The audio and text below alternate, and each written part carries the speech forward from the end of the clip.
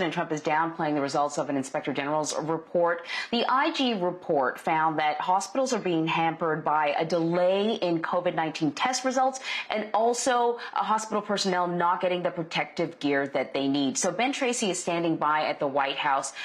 Ben, we actually spoke to you about this report yesterday, but now we're hearing from the president. How's he reacting? Well, he's basically dismissing the substance of that report that shows these critical supplies at hospitals are running low, and focusing much more on the politics of it, saying that are politics involved in this report. He was asked about this at the White House yesterday at the press briefing, and he said, well, who is this inspector general?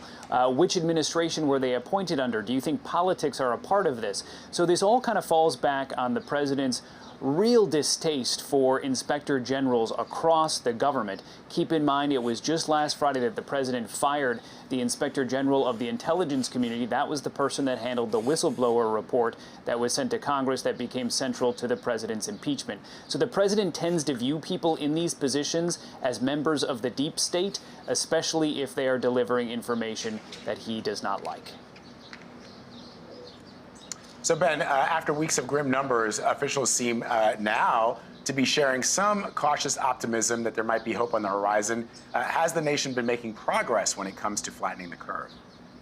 Yeah, perhaps a little bit of good news. The numbers in hotspots like New York and New Jersey seem to be flattening out over the last couple of days. The governors there say it's probably still too early to see if this is a real flattening of the curve or if this is just something temporary. But we heard some real cautious optimism from the podium here at the White House from Dr. Anthony Fauci yesterday, basically saying he is seeing encouraging signs and he thinks we might be able to hit below those models that were showing anywhere from 100,000 to 240,000 Americans dying by August from coronavirus. He is now seeing signs that he's hopeful perhaps we'll come in under that if we can flatten this curve faster than we thought. And he attributes that to social distancing, saying Americans are doing it and it's working. I want to ask you, Ben, about a New York Times report that it indicated that a White House advisor, Peter Navarro, actually warned the president and the White House about the devastating impact of the coronavirus in January. And he sort of he kind of rang alarm bells a couple of times. This would have been around the same time that the president was reassuring the American people that the coronavirus was basically under control. There were only a handful of cases and there was nothing to worry about. Yeah, so there was a lot happening in this particular time frame. This report says that Navarro wrote up two memos, one at the end of January and then one towards the end of February, which now seem very prescient, basically warning that a lot of Americans were going to die, that there was going to be a shortage of personal protective gear, and that the government really had to be prepared for this, both in terms of stockpiling supplies, but also warning that it was going to take a whole lot of money from Congress to offset what this might do to the economy. All of that has now come true.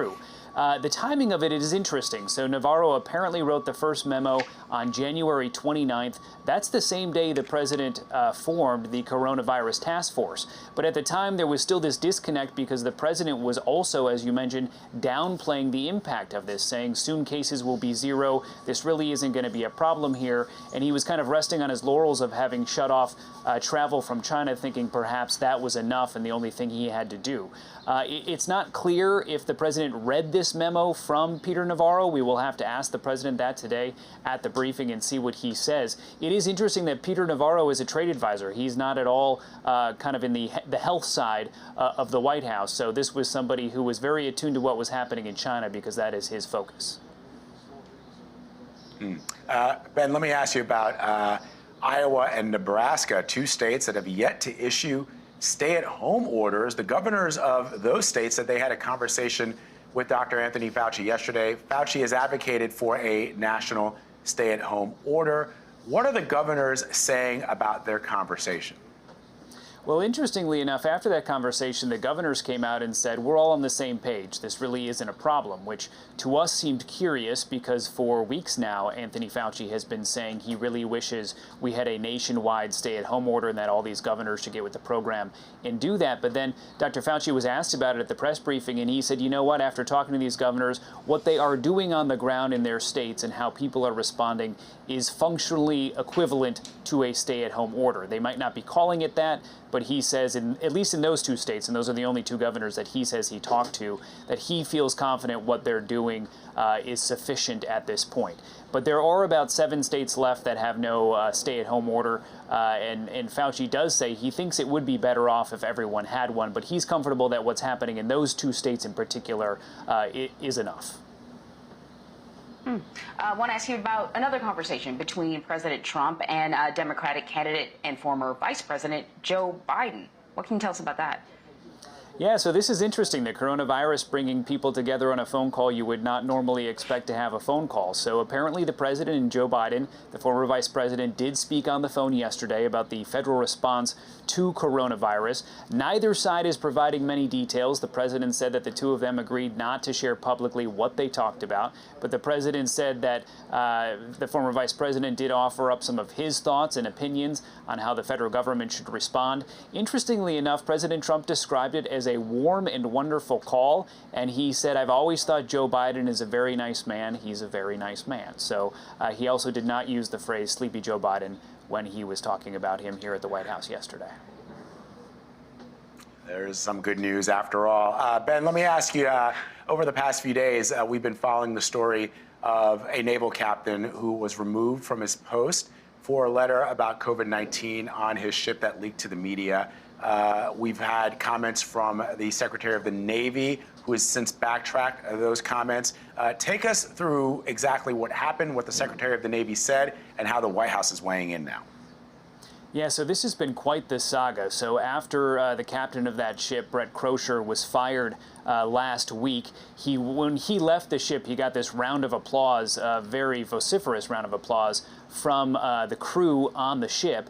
And then the acting Secretary of the Navy went and addressed the crew over the PA system of the boat and really dumped on the former captain of this boat. He said that he thinks he was either too stupid or too naive to realize that if he wrote up a letter detailing the problems with this coronavirus outbreak on his ship, that would not be leaked to the media. He went as far to say perhaps he did it on purpose. That did not go over well on the ship, and in this audio recording that was leaked, after he uses the words too naive or too stupid, you can actually hear one of the sailors yell out, "What the F?" Really questioning why is he saying this, and really misreading the audience there on the ship. You can hear at another point another sailor says he was just trying to protect us. So clearly that did not go over well. Then the president was asked about it here at the White House, and the president even said, "Those were some pretty rough comments. I might have to get involved here and see what's going on." He said, "I've heard this captain was a really good guy, and I don't want somebody's career destroyed for one bad day." So after that, then just a couple of hours later, we get this apology from the acting Secretary of the Navy saying, indeed, he does not think Captain Crozier is naive or stupid, and really backtracking on what he said. So Ben, I know we got to wrap up soon, but let me ask you, do you think that the acting Navy Secretary's job at the moment is safe? It's hard to tell. I mean, clearly the president was not happy with what he heard that the acting Secretary of the Navy said. The president didn't come out and criticize him directly, but he did call it a rough statement, tough words, saying, this is hard for somebody's family to hear. I'm going to get involved in this. So I think once the acting Secretary of the Navy heard the president say, "I'm going to get involved here and see if this is really what's supposed to be happening," I'm sure he got the message pretty quickly that it was time to apologize. All right, Ben Tracy for us at the White House. Ben, as always, we thank you, my friend. Appreciate it. Thank you.